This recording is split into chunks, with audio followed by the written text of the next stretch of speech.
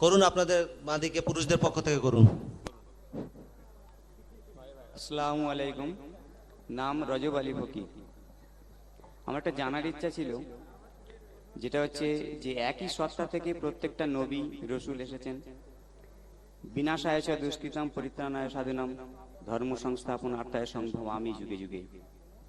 তাহলে আজকের বিভিন্ন ধর্মে নারীর মর্যাদা এত বিভিন্ন কেন?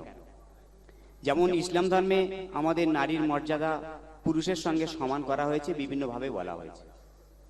কিন্তু হিন্দু ধর্মে পিতা ধর্ম পিতা স্বর্গ পিতা হি পরমং তপ পিতরি প্রতিমা পন্নে প্রিয়ন্তে সর্বদেবতা। এর উত্তরে হয়তো কেউ বলবেন, কোন পণ্ডিত, যে মাতা স্বর্গ, ওই যে বিবেকানন্দ, এই যেটা হচ্ছে না না আপনার প্রশ্নটা সংক্ষেপে বলার চেষ্টা করুন। আমি বলতে যাচ্ছি যে হিন্দু ধর্মে এরকম কি নারীর সমমর্যাদা আছে? বা খ্রিস্টান ধর্মে বলা হয়েছে নারীদের মস্তক ঢেকে রাখো এবং পুরুষের মস্তক খুলে রাখো।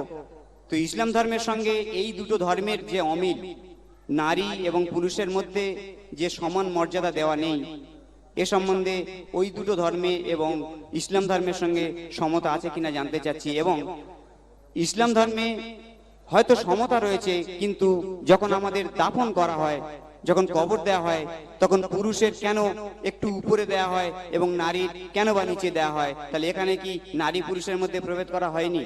এটা আমি জানতে চাচ্ছি।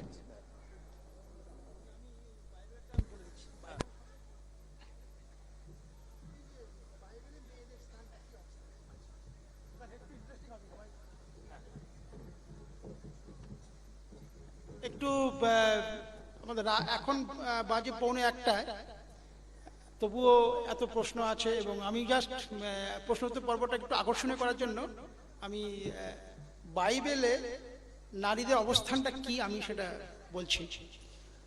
বাইবেলের পুরাতন নিয়মে নারীর মানে হবার প্রলোভনে ফল খাওয়ার জন্য স্বর্গচ্যুত হয়।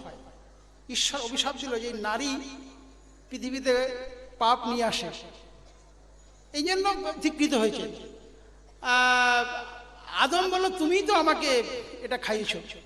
কিন্তু সব মনে রাখবেন, সেই নারী নতুন নিয়মে মানে নিউ টেস্টামেন্টে যীশু খ্রিস্টের মা হচ্ছেন। মানে সেই নারী কিন্তু ওল্ড টেস্টামেন্টে যে নারী পাপ আনছেন বলে ধিকৃত হচ্ছেন, সেই নারী নতুন নিয়মে নিউ টেস্টামেন্টে যিশুর মা হচ্ছে। কোন নারী? পবিত্র নারী। এবং এই যিশুই হচ্ছে পৃথিবীর মুক্তিদাতা, তার মায়ের নাম মা মেরি। অর্থাৎ নারীর ভেতরেই এমন একজন মানুষ আসছেন যিনি পৃথিবীকে মুক্তি আনছেন। সেই অর্থে বাইবেলে নিউ টেস্টামেন্টে নারীকে একটা বহু উচ্চ মর্যাদা দেওয়া হচ্ছে।